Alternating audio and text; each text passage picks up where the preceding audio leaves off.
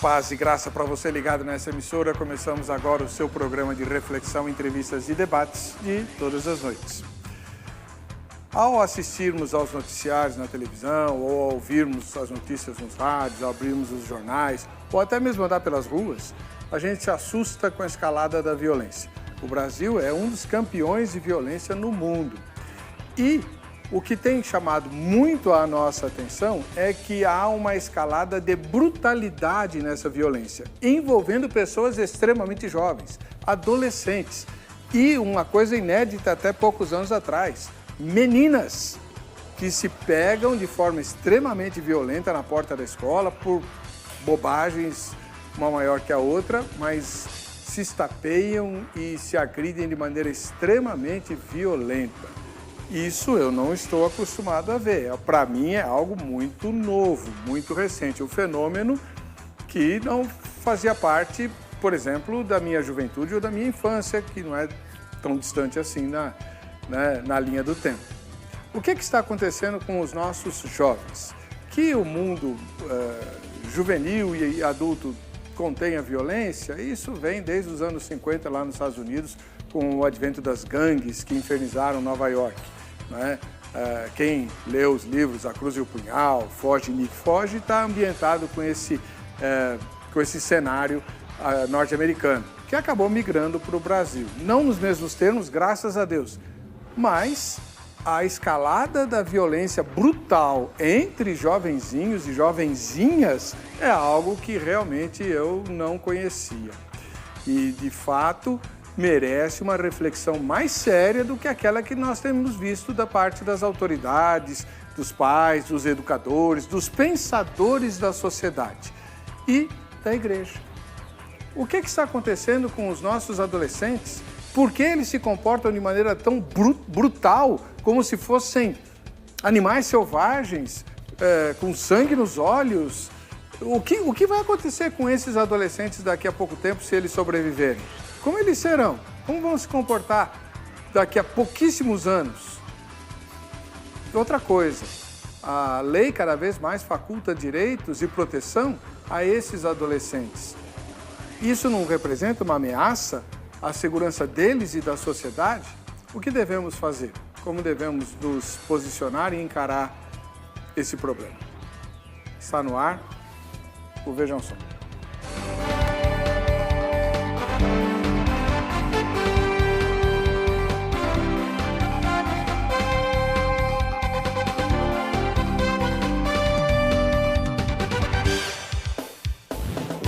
Olá! Em nome da Academia Teológica da Graça de Deus Agrade, começamos mais essa edição do programa Vejam Só. Hoje conosco, para tratar desse assunto inquietante, mais uma vez o pastor Gilson Biondo, da Igreja Evangelística Mensageiros de Cristo, acolheu o nosso convite. Paz e graça, pastor. Tudo bem com o senhor? Graças a Deus, é um prazer estar aqui mais uma vez com o senhor, um tema tão importante. Espero contribuir com alguma coisa. Com certeza vai. E a Igreja Evangelística Mensageiros de Cristo fica onde? Estamos em Osasco. A nossa sede ali na Praça Senegália Saraiva, 535, no quilômetro 18 em Osasco.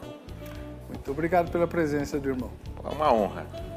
Do outro lado, volta também ao programa o pastor Luciano Neri, da Igreja Missionária Restauração de Cristo no Brasil. Paz e graça, pastor Luciano. Tudo bem com o senhor? Paz e graça, reverendo Heber. É uma alegria estar aqui nessa noite. Tenho certeza que esse tema vai ser muito importante para nós conversarmos hoje. E a igreja do irmão fica onde? A Restauração de Cristo no Brasil. Isso, fica lá no bairro da cidade de Tiradentes, Avenida Inácio Monteiro, número 9.957. Muito obrigado pela sua presença. Vamos ver a matéria que o nosso querido Zeca preparou e que apresenta o tema inquietante de hoje. Vejam só. Em todo o mundo, metade dos estudantes entre 13 e 15 anos, aproximadamente 150 milhões de jovens, relatam ter experimentado violência entre colegas dentro e nos arredores da escola. Isso de acordo com um novo relatório divulgado pela Unicef. Esse relatório descreve uma variedade de maneiras pelas quais os alunos enfrentam a violência dentro e ao redor da sala de aula. Globalmente, 1 em cada 3 alunos, na faixa etária de 13 a 15 anos, sofre bullying. E aproximadamente a mesma proporção está envolvida em agressões físicas. 3 em cada 10 estudantes, em 39 países desenvolvidos, admitem praticar o bullying com colegas. Em 2017, aconteceram aproximadamente 400 ataques documentados ou verificados em escolas na República Democrática do Congo, 26 em escolas no Sudão do Sul, 67 na República Árabe da Síria e 20 ataques no Iêmen. Esses números dão uma ideia do tamanho da violência. Meninos e meninas estão igualmente sob risco de bullying. Porém, as meninas são mais propensas a se tornarem vítimas de formas psicológicas de bullying e os meninos correm mais risco de violência física e ameaças. O relatório observa que a violência envolvendo armas nas escolas, como faca e revólveres, continua a acabar com vidas. Também diz que no mundo cada vez mais digital, os agressores estão disseminando conteúdo violento, ofensivo e humilhante, pressionando apenas uma tecla. Por conta desses números, vamos conversar mais detalhadamente hoje sobre o seguinte tema: brutalidade entre adolescentes. O que está acontecendo com os nossos jovens? Será que temos explicações sobre esse tipo de situação? Como a igreja, pais e sociedade devem tratar esse tema? Fique ligado, o Vejam Só já está no ar. Vamos começar o nosso debate com o pastor Gilson Biondo. Ele é ministro da Igreja Evangelística Mensageiros de Cristo e trabalha no Conselho Tutelar. Ele tem formação psicanálise, né? O senhor é psicopedagogo também? Também.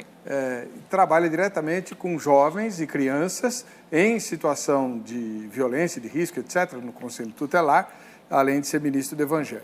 Como é que o senhor responderia na sua primeira fala a pergunta tema de hoje? Bom, pastor, eu entendo que hoje o desamor tem feito isso com os jovens. E essa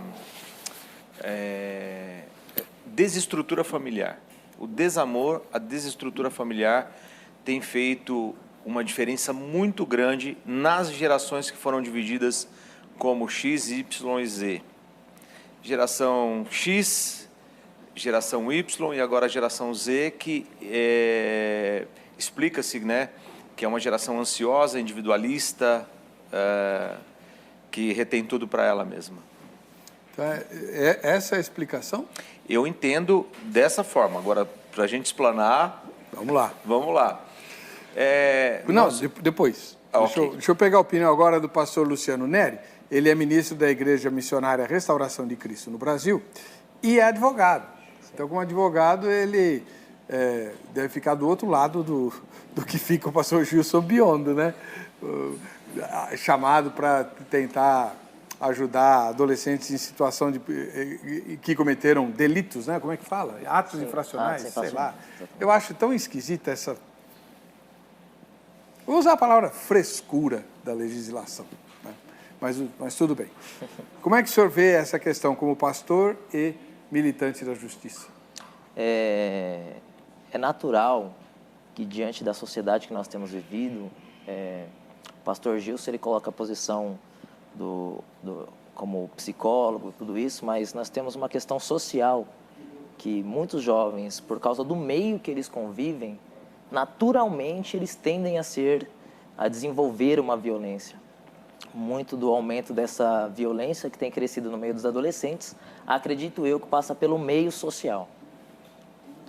Qual é o meio social de onde eles vêm? Aí depende, aí nós vamos fazer uma análise, por exemplo, eu sou morador de Cidade Tiradentes e a escola é um fator de risco. A própria escola, onde todos os jovens estão inseridos, é um fator de risco que aumenta a probabilidade desse jovem se tornar um jovem violento. Simplesmente o fato dele ir para a escola, porque muitos jovens que ali estão têm a sua família desestruturada e nós entramos num consenso, sua família desestruturada, e eu coloco um jovem comum, que não tem nenhum problema na sua família, só que este meio social dele acaba desenvolvendo uma violência nele pelo ambiente que ele se encontra. Muito bom. Vamos ver agora a sua opinião. Lá no nosso Facebook, facebook.com/programa. Vejam só, tem uma pesquisa. Todo dia tem uma pesquisa diferente para você responder, né? Vamos lá, qual é a nossa pesquisa de hoje? Para você, o que mais influencia o comportamento dos adolescentes hoje? Primeira resposta, família e amigos. Segunda resposta, TV e redes sociais. Veja bem, ambas as alternativas têm 2 elementos. Então, você vai ter que ponderar em qual das duas há elementos que mais influenciam o jovem no seu comportamento. É a família e os amigos, ou as redes sociais e a TV, né? Ah, mas na minha opinião são os amigos e as redes sociais. Aí você vai ter que decidir. Se os amigos influenciam mais que as redes sociais, você vota na primeira. Se as redes sociais influenciam mais do que os amigos, você vota na segunda, né? E assim você decide qual das duas você vai votar. No final do programa, nós vamos verificar o resultado parcial, né, da nossa pesquisa. Anota o telefone da Academia Teológica da Graça de Deus, a Agrade. Amanhã, no horário comercial, você telefona e se informa a respeito dos cursos que ela tem perto de você, além do curso bíblico, que eu também exorto você a fazer. São mais de 600 lugares no Brasil para você estudar a Bíblia e muitas outras disciplinas, todas voltadas para a obra de Deus. O ano novo está aí, vê se programa desde agora, né, para que você possa aperfeiçoar o seu ministério, o seu trabalho, aquilo que você faz para a obra do Senhor Jesus. A Agrade é sua parceira nesse intento. O telefone para todas as informações é 0 operadora 11 31 15 08 19 31 50819 em São Paulo, no horário comercial. Liga lá no horário comercial e se informa direitinho, tá bom?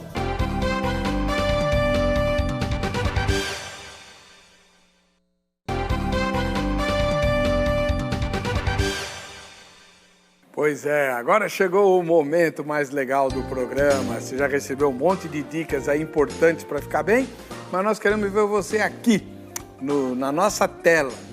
Vejam só, quem assiste ao Vejam Só. Faz seu vídeo, manda para nós. Daqui a pouco a gente vai assistir o vídeo do Antenor, né? Ele é de Americana, no interior de São Paulo. Também pode mandar a sua foto. Tanto os vídeos quanto as fotos concorrem a um presente muito especial. E agora esse presente que vai ser sorteado, o próximo presente a ser sorteado, próxima foto ou vídeo, vão ganhar o kit do Shopping do Povo, incluindo o livro, o lançamento do professor, doutor, pastor Vailate, né? Que fala sobre o livro de Jonas da Bíblia, tese de doutorado dele na USP, hein?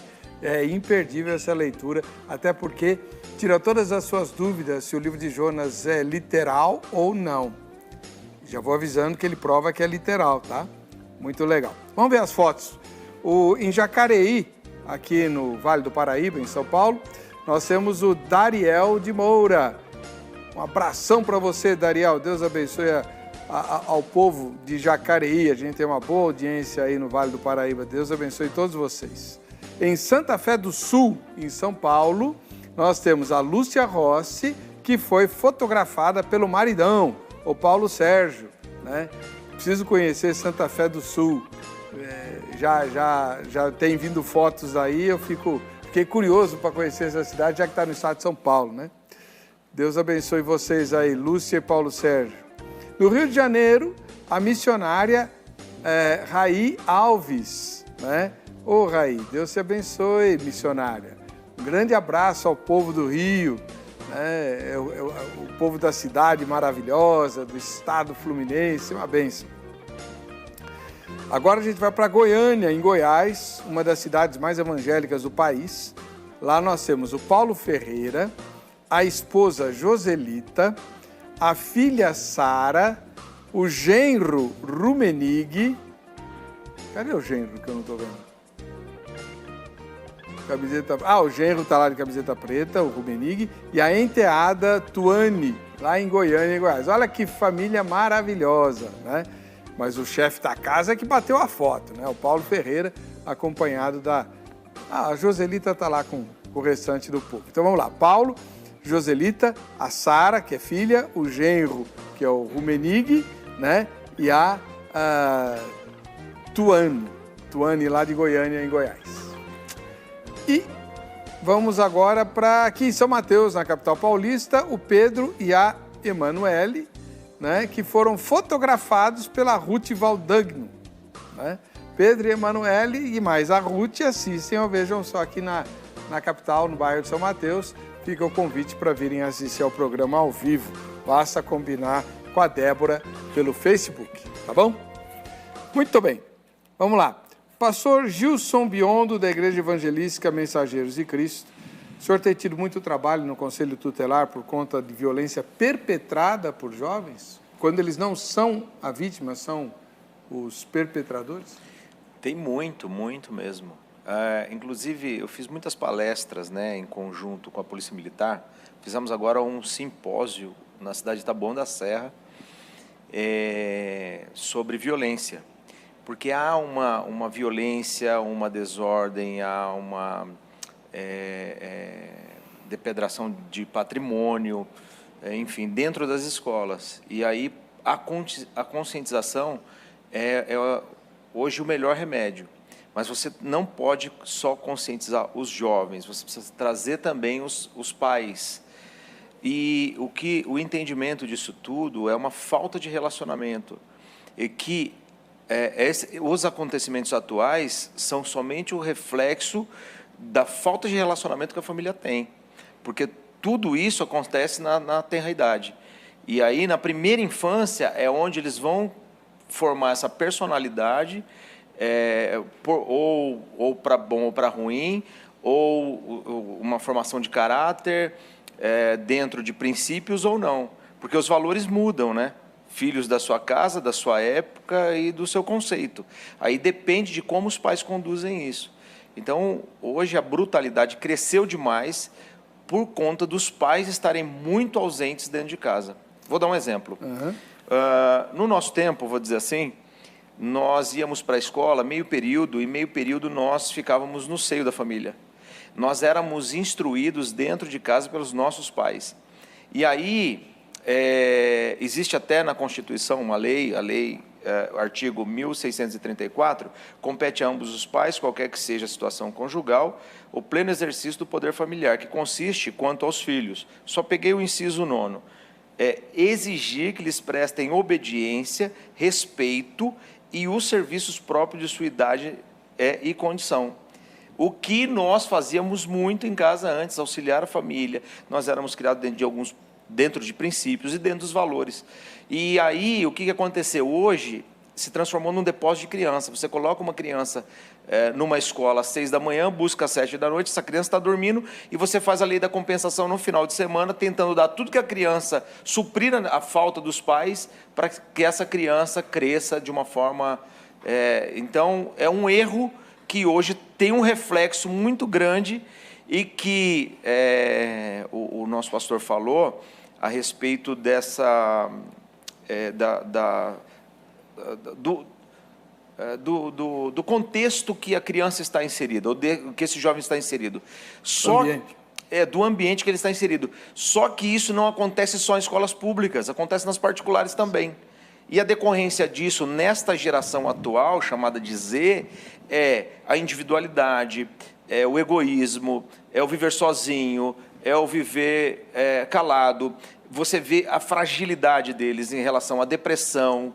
Eles não sabem lidar, ou assim, tipo, eu ouvi um não, então eu me corto, eu vou procurar o suicídio, maneiras de afrontar a minha família. Então, mas isso não é de uma situação atual. Assim como o senhor falou aqui, mencionou uma situação, eu me deparei com uma. Uma mãe me procurou dizendo que tinha um filho adolescente de 16 anos, que este filho tinha caído nas drogas. E eu não sei o que fazer, porque ele foi criado na igreja e agora ele está nas drogas, e eu não sei o que aconteceu, porque foi de repente. Não foi de repente.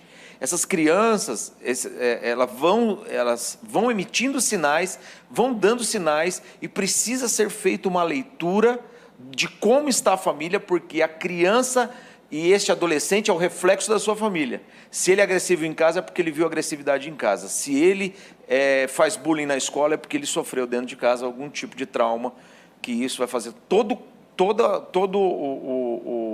a justificativa do seu comportamento atual.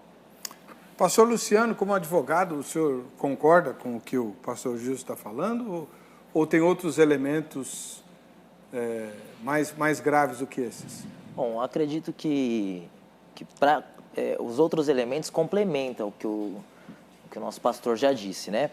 Por exemplo, quando nós estamos falando do seio familiar, que os pais hoje não estão cumprindo o que a própria lei determina, alguém está tomando este lugar. Quando um pai e uma mãe, hoje a mãe sai para trabalhar junto com o pai e esse filho ele fica com a avó, que geralmente é a regra, quando a mãe não cria o filho sozinho e perde essa figura paterna dentro de casa, e esse filho ele é criado pela avó, pelos tios, por outras pessoas, essa criança perde uma referência. E é algo que as crianças, de um modo geral, quando se tornam adolescentes, eles não têm uma referência, alguém para respeitar de verdade. E ela fica suscetível a todas as situações adversas que chegam até elas. E elas não estão preparadas para enfrentar o que é apresentado para elas ainda. E quando, diante de uma situação, por exemplo, de bullying, nós fazemos um trabalho nas escolas lá na cidade de Tiradentes, um projeto chamado Me Ajude, que é Movimento de Ensino e Aconselhamento à Juventude, que são só jovens que querem trabalhar na escola, e através de um movimento da igreja, começou dentro da igreja, pediram um socorro, uma diretora pediu socorro, que dentro da escola tinha casos de violências por causa de drogas, e iniciou um trabalho, e esse trabalho ganhou corpo lá na cidade de Tiradentes, foram 30 mil jovens alcançados só no ano passado, através de palestras. Nós tomamos conhecimentos de jovens que têm uma família estruturada, o pai tirou ele da escola pública, colocou ele numa escola particular, deu todo o apoio, e mesmo assim esse jovem se tornou um jovem agressivo. E mesmo diante de todo o apoio, foi levado para um psicólogo, foi levado para um psiquiatra, foi feito um acompanhamento, e mesmo assim esse jovem desenvolveu quadros agressivos dentro de casa, ou consigo mesmo, ou com os seus colegas, com os professores. É complicado, hein? Bom, agora, vocês, os dois mencionaram a questão da desestrutura familiar. Mas, será que não é uma resposta muito simplista, muito fácil, né? Porque o que é exatamente uma desestrutura familiar? Uma família desestruturada é o quê? Vamos lá. Pastor, hoje você enxerga as famílias e dentro das famílias você percebe que pela busca de algo melhor, você entende que hoje a mulher tem que sair para trabalhar. E a mulher, buscando esse espaço, né, ela acabou tendo que deixar o seu lar e fica mais vulnerável. Eu entendo que ela precisa ir trabalhar, ela precisa ajudar no sustento do lar e tudo mais. Só que o que acontece? Tem muitas crianças que quando chegam em casa, os pais estão muito cansados. E aí ele trabalhou o dia inteiro, ele está preocupado com alimentação, com vestimenta, com conta para pagar, com manutenção do carro. Os dois chegam em casa, eles estão muito cansados, não conseguem acompanhar a evolução do filho. E hoje, a chamada internet, ou enfim, tudo que engloba isso, faz com que a criança ela tenha acesso a muitas coisas que Einstein teve. Uma criança com 7 anos de idade tem mais informações do que Einstein teve em toda a sua vida. E aí ela não sabe transformar essa informação em conhecimento. E ela se torna uma criança ansiosa. Eu conheci um garoto na minha época de infância que ele dizia o seguinte, que ele queria ser lixeiro quando crescesse. Credo. Por quê? Olha, mas assim, olha o contexto. A princípio você fala, poxa, mas por quê? E a resposta dele foi a seguinte, porque o meu pai é lixeiro. Uau! Não é incrível isso? Aí, agora... Mudou o contexto. Tudo. Porque a primeira instância era a pergunta, mas por que você quer ser lixeiro? Porque eu quero ser igual ao meu pai. Ele tinha um pai como referência. No nosso tempo, ficava crianças olhando assim, e você perguntava aquela criança o que ela queria ser pastor, ela queria ser missionária. E a referência estava dentro do contexto de vida. Hoje você pergunta para uma criança de 7, 8, 9, 10 anos de idade, ela quer ser youtuber. E porque o referencial dessa criança é um youtuber. E ela vai seguir o que esse cara está dizendo. Mas por quê? Porque os pais não têm tempo para essa criança. O meu filho, não lembro se eu falei da última vez, nós falamos sobre abuso sexual infantil. O meu filho chega para minha esposa, ele tinha 6 para 7 anos, não sabe ler ainda. Mãe, o que é sexo? Aí ela, muito sábia na hora, devolveu a pergunta. O que você sabe sobre isso? Aí ele contou que era um homem, uma mulher, eles deitavam um em cima do outro. Mas quem te contou isso? Foi uma amiguinha da escola, com a mesma idade dele. Mas se você não explicar isso em casa, você sabe o que vai acontecer? Ele vai pegar aqui o celular e ele vai colocar no Google microfone, ele não sabe o que escrever, mas ele diz o que ele quer e abre-se o mundo explicitamente, porque ele está usando o celular dos próprios pais. E aí, nesta referência, essa criança tem um mundo aberto que os pais não conseguem acompanhar. Eu faço palestra, eu pergunto para os pais, quem já assistiu aqui os 13 Porquês, série da Netflix? Quem sabe aqui quem é o Everson Zóio? Quem sabe quem é o Felipe Neto? Nomes do contexto youtubers e tal. Os pais não conhecem, eles não têm tempo, porque não acompanham. Mas o filho já assistiu a série Os 13 Porquês, que é uma adolescente de 17 anos que se suicida, e assistiu pelo celular do pai. Mas eu não tenho Netflix, Gilson. Mas ele usou um aplicativo que está no seu celular com a senha do primo, do amigo, etc. Tal. Mas ele assistiu, porque a maior parte das crianças, presta atenção, senta numa parede, encosta ali, pega o celular e fica assistindo. E os pais não se atentam a isso. Está tranquilo, está debaixo da visão dele. Mas ao sinal de agressividade começa dentro de casa. Quando bate no irmãozinho e o pai consente, quando o próprio pai faz a fala, pastores, olha isso, eu tenho uma criança de 1 ano e 6 meses, aí eu tive um problema, agora estou fazendo então uns exames de refluxo, e eu estava com uma tosse, né, como se fosse um pigarro e tal, e aquilo estava me incomodando muito, e me causava ânsia, e teve um momento na sala de casa, eu estava à noite e tal, eu tossi, e aquilo veio muito forte, eu corri para o banheiro, e depois voltei. Esse toquinho de 1 ano, de repente, no dia seguinte, ele faz e sai correndo, vai para o banheiro e volta. Imitando. O que eu quero dizer é o seguinte, tudo que os pais falam ou fazem é exemplo para essas crianças. Então, o adolescente, ele é o exemplo dos seus pais. É muito difícil, tem muita gente que vai me odiar pelo que eu estou falando, mas o filho é o reflexo do pai, cópia e identidade. Doutor, e aí? É verdade. Então a culpa é dos pais. Sim, a princípio. Esses adolescentes que cometem brutalidade, como é que os pais reagem quando são chamados às falas? Então, eu vou complicar um pouco mais. E quando não tem esses pais? Quando a figura... Porque mesmo com pais, as figuras do pai, tem o pai e a mãe em casa, eles não estão fazendo os seus papéis. Hoje nós temos um problema de papéis. O pai não tem sido pai, a mãe não tem sido mãe. Muitas das vezes é amigo do adolescente, do jovem. Muitas das vezes é o colega. Mas não é, de fato, o pai e a mãe que tem a autoridade quando deve ser exercida, que deve, às vezes, dizer não, que, às vezes, precisa impor limites, porque... até é um problema, talvez, da geração anterior a esta, porque sofreu algumas coisas que essa geração não está sofrendo, tem mais condições de dar algumas coisas, então a geração de hoje tem acesso a bens materiais, e a geração anterior não tem. Aí o que o pai faz? O pai, não, o que eu sofri, eu não quero que meu filho sofra, então eu vou oferecer para ele o que eu não tive. A partir do momento que eu ofereço tudo para esta criança, eu estou perdendo a minha figura paterna. E o jovem, a criança, que no momento que está formando a personalidade dele, ele tem uma figura, alguém que ele precisa se espelhar.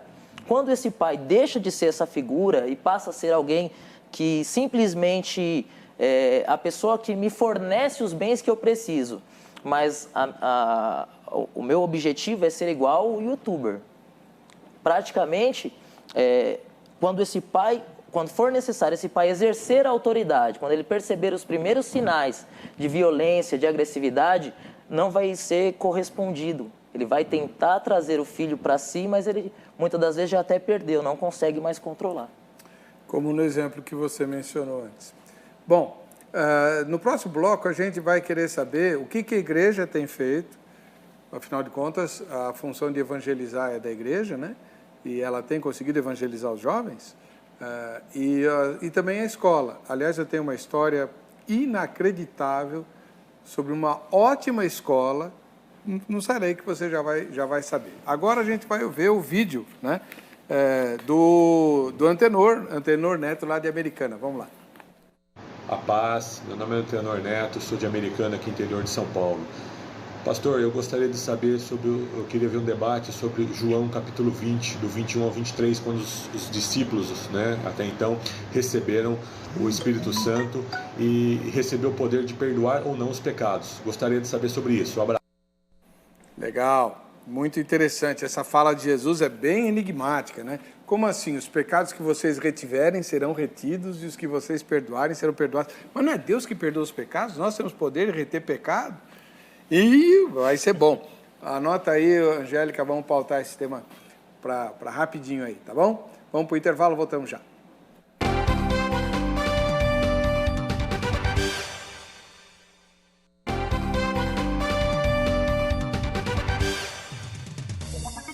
Muito bem, estamos de volta com o programa Vejam Só.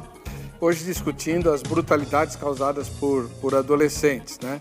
A Ana Clara Silva, nossa telespectadora, ela publicou o seguinte comentário: com a família trabalhando, os adolescentes estão cada vez mais conectados com o celular. E é aqui que mora o perigo. Exposição a inúmeras coisas que deturpam o caráter, afastamento da família. Já a Maria Cândida Tenório diz: vai de cada família saber quais são as amizades dos filhos, prestar atenção em seus comportamentos e também prestar mais atenção nas redes sociais que os filhos acessam. Jovens precisam de atenção, às vezes estão chamando a atenção, mas os pais não percebem, ocupados com eles mesmos. Então, perguntar para o pastor Luciano, o senhor tem falado um pouco menos, mas, pastor, o senhor é casado? Sou sim. Tem filhos? Não. Ainda não tem filhos. Sua esposa trabalha? Hoje trabalha comigo. Trabalha com o senhor. Então, mas ela trabalha fora. Sim. Pois é. É possível hoje a esposa não trabalhar fora para morar numa cidade como São Paulo? Eu entendo essa dificuldade, principalmente nos dias de hoje, né? É até um padrão já. As mulheres hoje conquistaram um espaço, deve ser valorizado esse espaço que as mulheres conquistaram, mas tem algumas consequências e a família em conjunto não é um problema da mulher, isso é um problema da família. A mulher junto com o seu esposo, eles devem sentar e procurar de uma certa forma. Ela pode trabalhar, mas deve ser conversado com a família como fazer para, mesmo assim, manter a proximidade com o filho. Mesmo assim, ela vai precisar se desdobrar, essa é a realidade. Porque a figura materna é muito importante na educação de um filho, é necessário que ela ali tenha um contato, esse contato na primeira infância, né? A primeira infância que a mãe tem com o filho, que o pai tem com o filho. Se não existir, quando chegar no momento da adolescência, não consegue recuperar mais. Então, e tem que ser um trabalho em conjunto, não é só a mãe, a mulher. É um trabalho que o pai também precisa ter essa proximidade, auxiliar ela se necessário.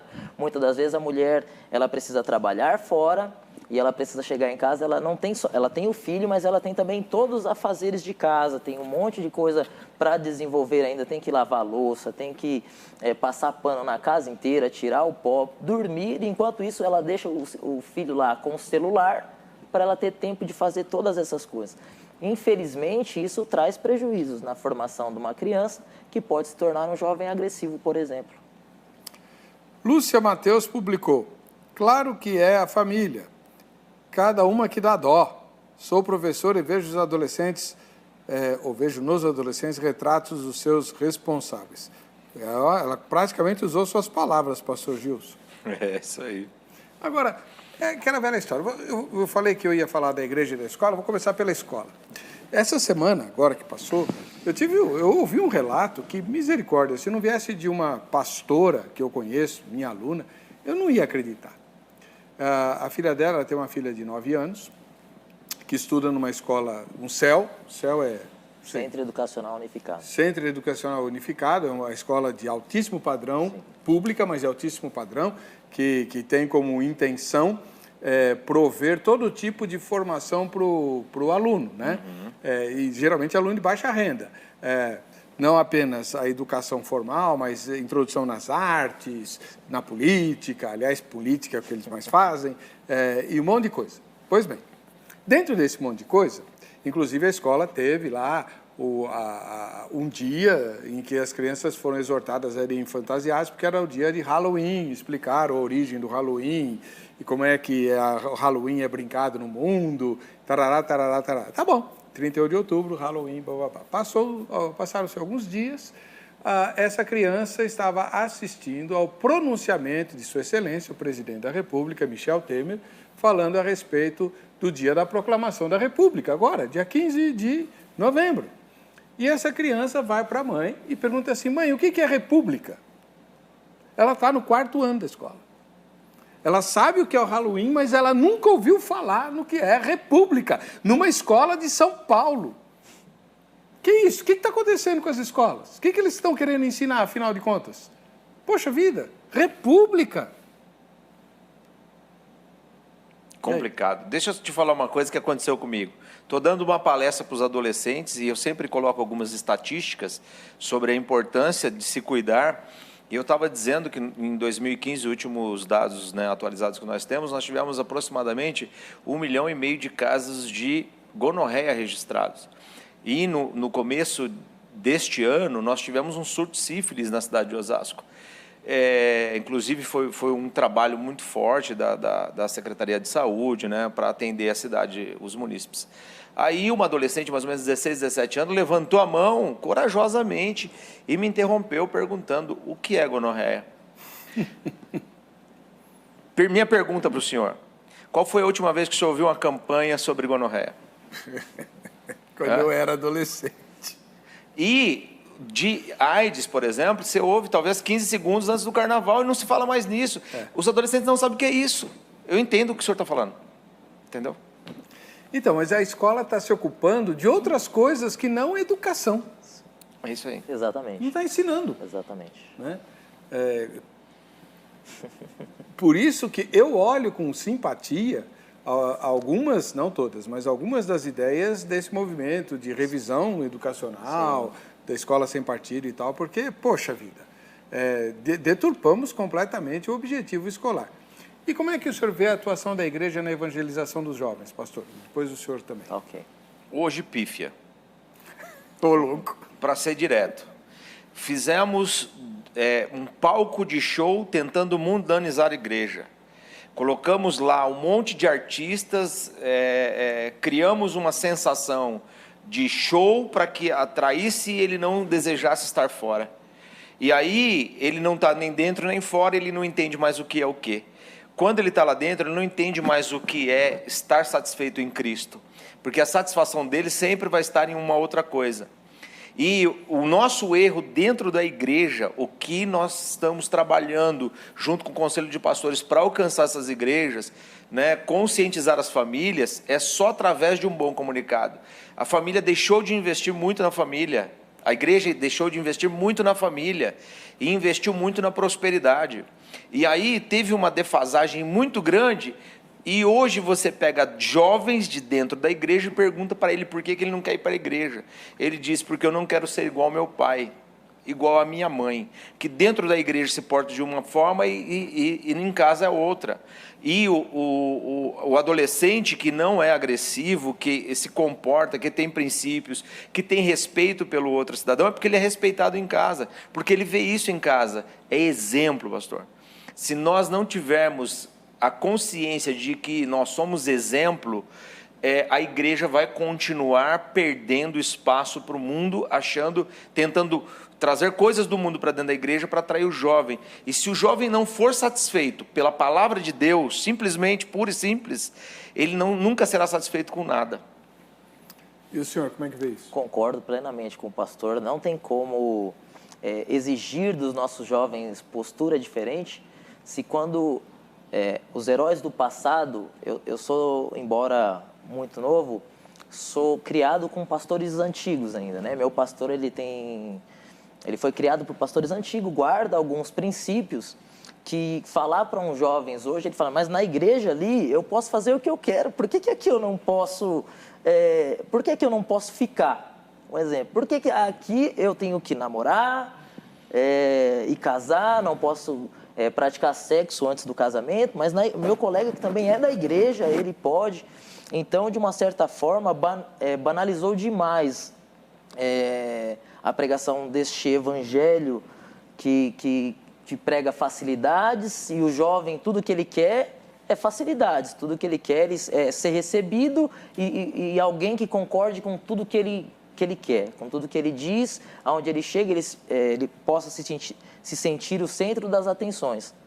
Numa igreja assim, infelizmente, pastores sérios, projetos sérios, porque hoje começam as igrejas a ter trabalhos para a família, percebeu o quão grande está sendo o prejuízo e toda a igreja hoje, a maioria das igrejas gritam, as famílias gritam, pastor, eu preciso de um trabalho para me ajudar a educar meu filho, eu preciso que aqui tenha alguém que traga um especialista, as igrejas gritam isso, os membros das igrejas gritam, eu preciso de ajuda lá em casa, porque eu não consigo cuidar do meu filho, eu não consigo cuidar do meu esposo, está tudo tão perdido e infelizmente algumas pessoas que não levam o evangelho tão a sério prejudicam trabalhos que estão tentando fazer corretamente. Adriano Ribeiro publicou o seguinte comentário: influencia somente gente de cabeça fraca, mas nesse caso são os amigos, pois estão pessoalmente e nas redes sociais. Aí é um querendo se aparecer mais que o outro. Luiz Henrique Carvalho, mas isso não é só com adolescente, o querer aparecer mais que o outro é coisa de adulto também, vem não, hein? Luiz Henrique Carvalho, na minha opinião, as influências são da família, do local em que mora, bairro e comunidade, e da mídia. Através dessas três vertentes, a personalidade do adolescente vai sendo formada. O senhor falou que a personalidade é formada antes, né? Na primeira infância. Aqui, nesse artigo de lei, aqui no inciso 9, diz o seguinte: exigir, os pais, né, que têm o poder, exigir que lhes prestem obediência, respeito e serviços próprios de sua idade e condição. Eu peço meu filho de 1 ano e 6 meses levar o carrinho de onde ele pegou, ele leva, pastor. Eu peço para o meu outro filho de 8 anos guardar os brinquedos, ele guarda. Eu peço para ele ajudar a guardar alguma coisa, é da idade dele. O que não vai fazer diferença se ele aprender a lavar um copo que ele usou. Claro. Certo? Obviamente que eu tenho que saber o que ele vai lavar para ele não se cortar, para não prejudicar a criança. Mas a lei é muito clara e hoje os pais não fazem isso. Olha, coitadinho do meu filho, que se eu der uma loucinha para ele lavar para minha filha, não, o que vai custar? Eu lavo, é rapidinho, aquela coisa. Não! Isso ele vai criando respeito, responsabilidade, aprendendo a obediência. Porque quando isso não acontece em casa, ele vai chegar na escola, ele não tem respeito pelos professores. Traz professores aqui, pastor. O senhor vai ver o quanto professores estão cansados e não merecem, muitas vezes, esse desrespeito que acontece dentro de uma sala de aula. Lógico. Mas este é um reflexo de casa. Claro. O pastor quis complicar a coisa e eu posso complicar mais ainda. Nós temos crianças gerando crianças. Né? Eu estava no plantão do Conselho Tutelar no final de semana, né? Porque nós temos que funcionar 24 horas. Então, existe uma escala. Nós fazemos uma escala e eu estava no plantão, fui chamado à noite no hospital e tal, porque uma mãe não estava cuidando da criança, o bebê de 2 meses com a mãe de 16 anos. E a mãe de 16 anos saía o tempo todo para fumar, fazer e largava a menina sozinha. E não pode, tem que haver uma orientação. Aí tudo bem, eu tinha que chamar a família, fazer orientação e tudo mais. Mas você percebe que lá no conselho eu tenho crianças com 11 anos de idade, grávidas e não sabe de quem é o pai. Filhas do bonde. E aí você vê que são muitos filhos de cristãos. e que o pai não tem controle, eu não sei o que fazer. Teve um episódio que aconteceu que sentou o pai e a madrasta, a criança de 11 anos, a mãe e o padrasto. E eles olharam e disseram assim, olha, nós viemos aqui porque nós não sabemos mais o que fazer. Ela fica fora de casa, às vezes 2, 3 dias. E eu pedi para a criança descer. Aí eu fechei a porta. Como assim? Como assim vocês não sabem o que fazer? E quem vai saber?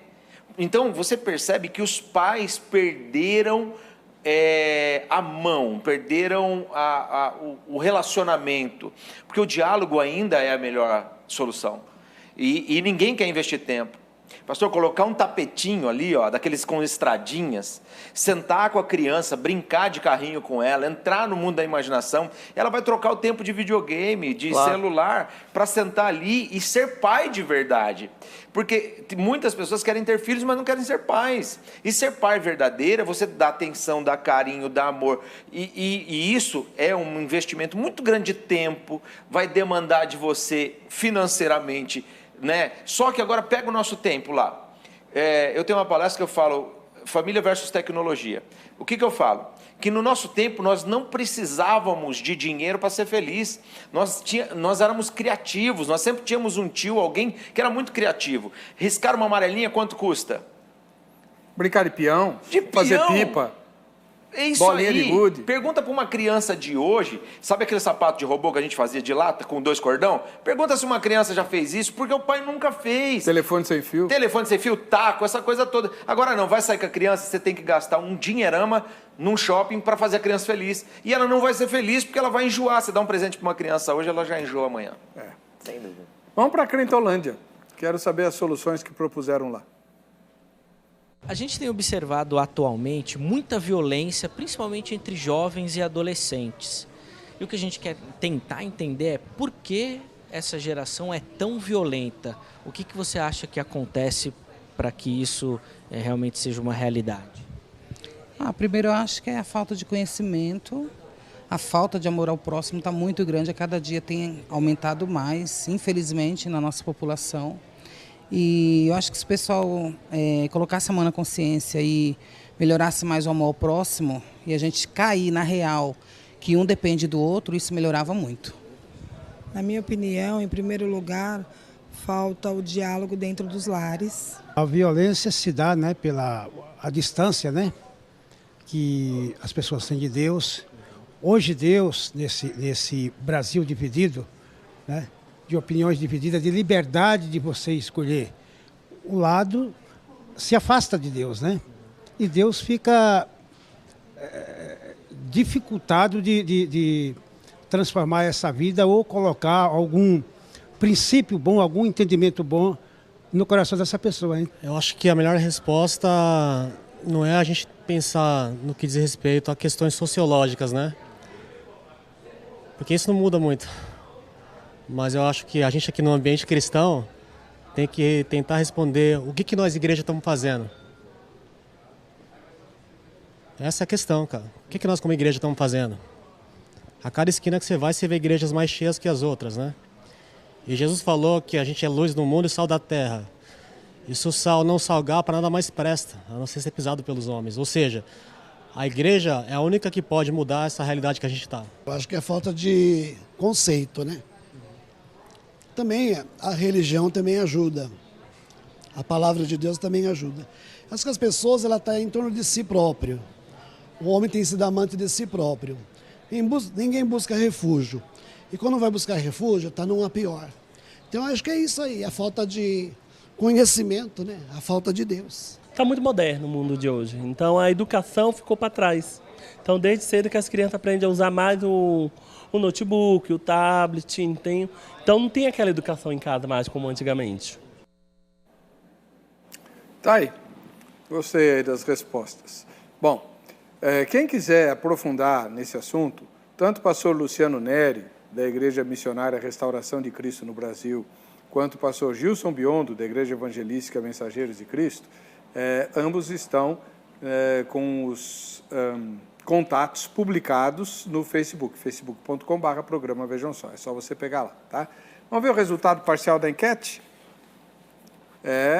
as redes sociais e a televisão ganharam da família dos amigos aí na nossa pesquisa. A gente se vê no próximo Vejam Só. Deus abençoe a todos. Fiquem na paz.